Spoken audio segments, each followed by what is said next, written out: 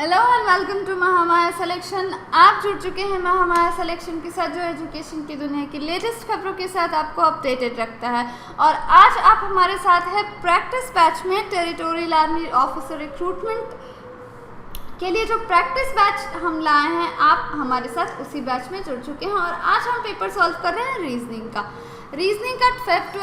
Feb 2019 का paper है, जो आज हम सॉल्व करने वाले हैं टेरिटोरियल आर्मी ऑफिसर रिक्रूटमेंट के लिए, जिसके एग्जाम्स जो हैं वो अगले मंथ कंडक्ट होने वाले हैं। तो चलिए शुरू करते हैं प्रैक्टिस, क्योंकि as I always say practice makes a man perfect. तो शुरू करते हैं, देखते हैं कि पहले के एग्जाम्स में क्वेश्चंस क्या पूछे गए थे। बिल्कुल इसी टाइप के, इसी पैटर्न पे सवाल जो हैं इस बार भी पूछे जाएंगे।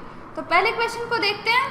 पहला जो प्रश्न है हमारे पास, ये फिगर काउंटिंग से है और ट्रायंगल्स काउंट करने हैं हमें। स्क्वायर है हमारे पास और इसके अंदर कितने सारे ट्रायंगल्स बनाए हैं ये हमें काउंट करना है। चलिए इसको शुरू करते हैं। वैसे काउंट करेंगे तो बहुत टाइम लगेगा। इसके लिए हम क्या करने वाले हैं, यहाँ पे ये है 1, ये है 2, ये है 3, ये है 4, ये है 5, ये है 6, ये है 7 और ये है 8। ठीक है, पूरे 8 छोटे ट्रायंगल्स हमें दिख रहे हैं। तो इसमें नंबर ऑफ ट्रायंगल्स कितने होंगे, 16 होंगे। 8 × 2 16, यानी कि ऑप्शन ए हमारा बिल्कुल सही आंसर होगा।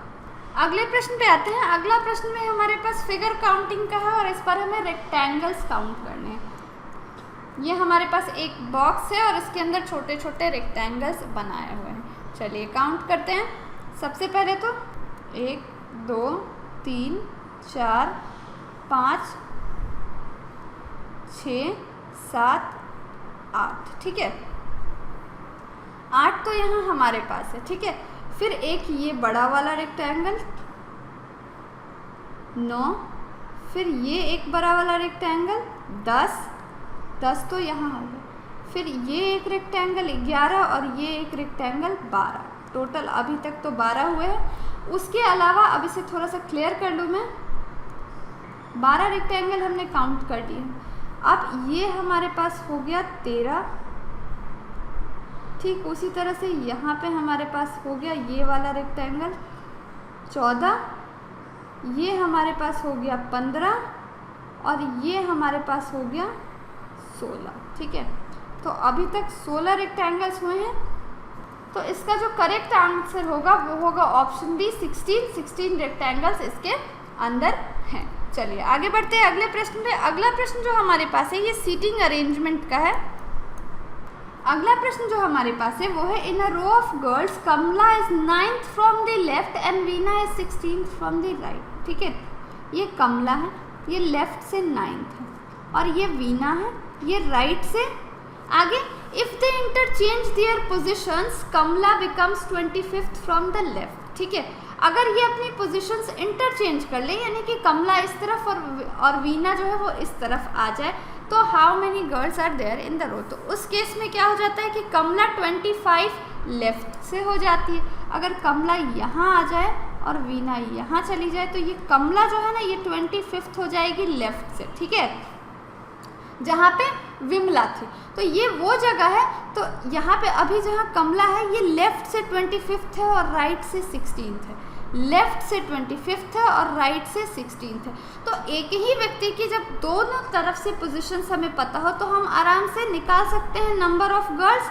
तो ये कितना हो जाएगा, 25 + 16 और इसमें से हम कर देंगे -1। ये हमारे पास आ गया 41, -1 हमने किया 40, यानी कि टोटल नंबर ऑफ गर्ल्स है हमारे पास ऑप्शन बी 40।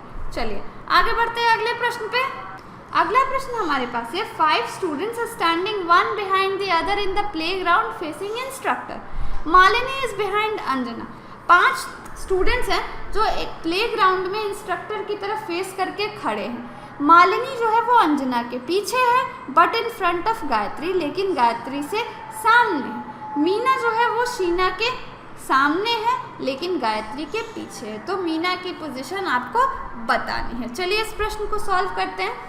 मालिनी कहाँ है, अंजना के पीछे। अंजना के पीछे मालिनी खड़ी है। ठीक है, but in front of Gayatri, लेकिन मालिनी जो है वो गायत्री के बिल्कुल सामने है। तो गायत्री यहाँ होगी और गायत्री के सामने मालिनी। ठीक है, आगे हमारे पास है Meena is in front of Seena but behind Gayatri.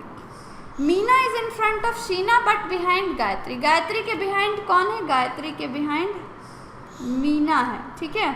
और मीना के आगे कौन है? मीना के आगे यहाँ पे शीना खड़ी है। तो हमें क्या बताना है? हमें बताना है what is the position of Meena. Meena क्या है? First, second, third, fourth. शुरू से लेफ्ट से फोर्थ है और राइट से सेकंड है, राइट से सेकंड।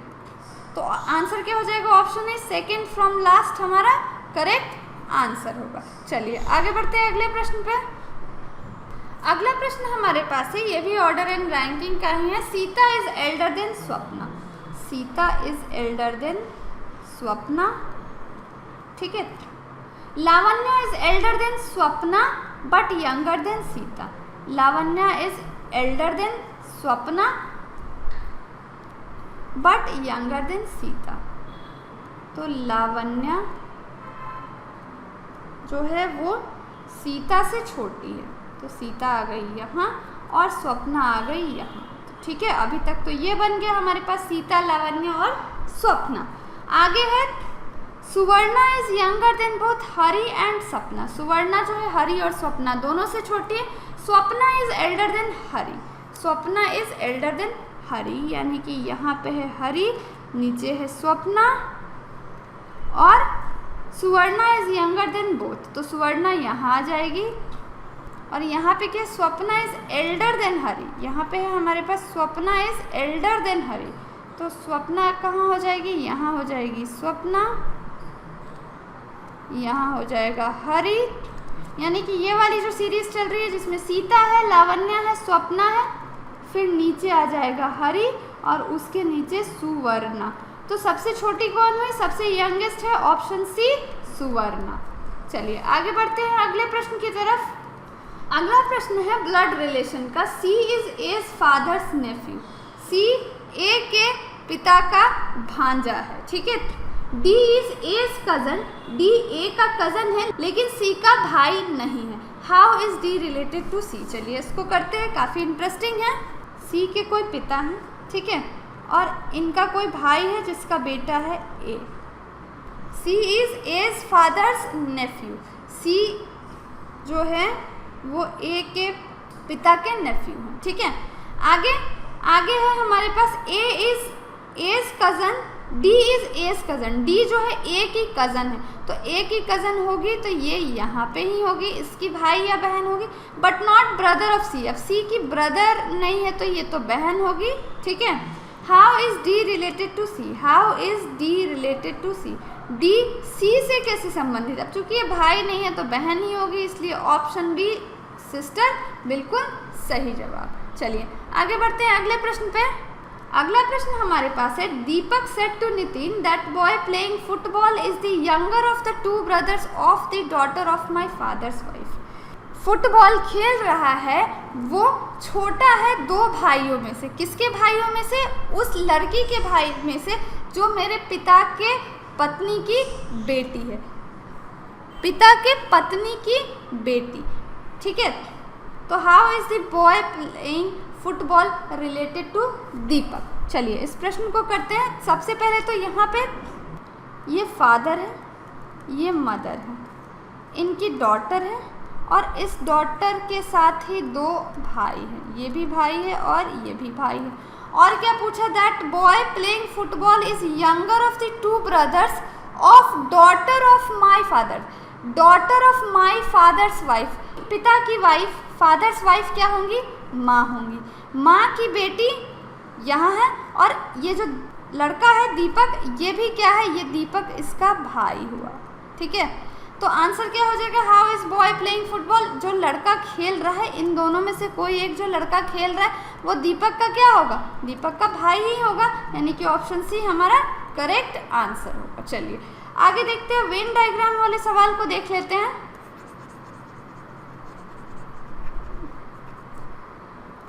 सवाल है, which diagram depicts relationship between ice, nitrogen and air.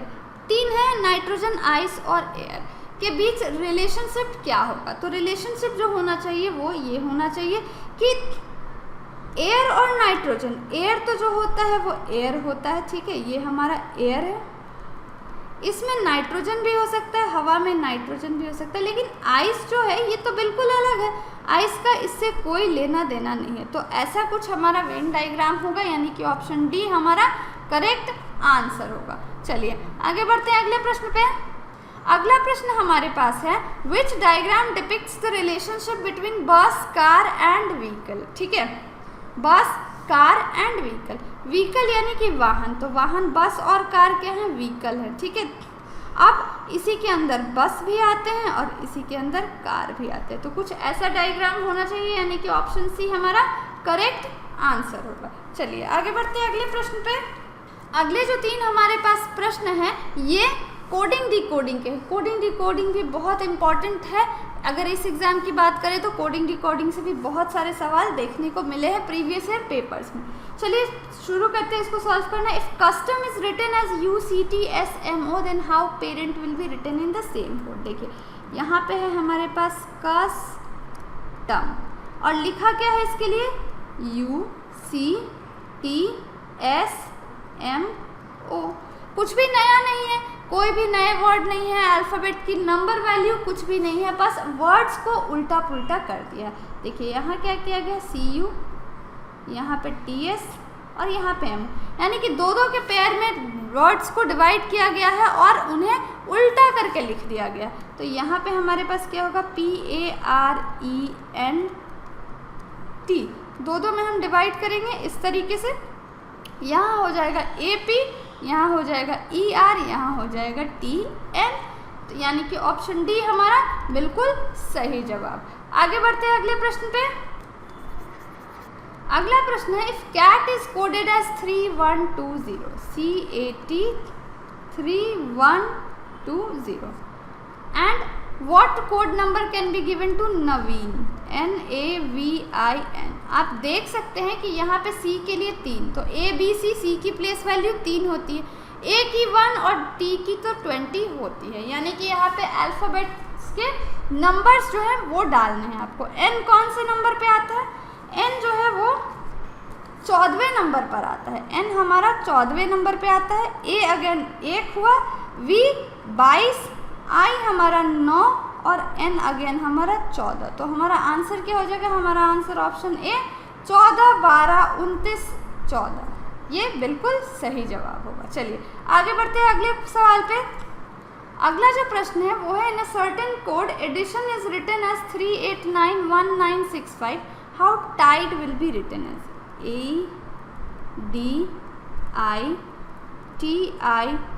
ADITION। Addition है हमारे पास 389165 और लिखना हमें क्या है, हमें लिखना है टाइड। अब आप यहाँ देख सकते हैं कि यहाँ पे ना तो ये नंबर्स के अल्फ़ाबेट्स हैं, ना तो रिवर्स है, ना तो ऑपोजिट्स हैं, यानी कि कोई भी ऐसा लॉजिक नहीं लग रहा है। यानी कि कंफर्म ये होता है कि हर एक जो नंबर्स है ना वो वही दिए गए हैं, उनके लिए स्पेसिफिक कोड है। तो हमारे पास क्या है, टाइड T के लिए क्या कोड हो जाएगा 1, I के लिए क्या कोड हो जाएगा 9, D के लिए क्या कोड हो जाएगा 8 और E के लिए कोड 3, यानी कि 1983, यानी कि ऑप्शन बी हमारा करेक्ट आंसर होगा। So this is all for this video. Hope कि आपको ये सारे क्वेश्चंस अच्छे लगे होंगे और आपने इन सारे क्वेश्चंस पे प्रैक्टिस भी ज़रूर की होगी। अगर आपको ये वीडियो अच्छी लगी तो इसे लाइक करें, अपने फ्रेंड्स के साथ शेयर करें और महामाया सिलेक्शन को सब्सक्राइब करना ना भूलें, ताकि आपको ऐसे ही अच्छे अच्छे वीडियोस मिलते रहें और आप प्रैक्टिस करते रहें। अब आपसे मुलाकात होगी अगले वीडियो में एक नए प्रीवियस ईयर पेपर के साथ, जिसमें हम आर्मी टेरिटोरियल ऑफिसर के कुछ और क्वेश्चंस को सॉल्व करेंगे। Till then, keep working hard and see you in the next video. Thank you for watching.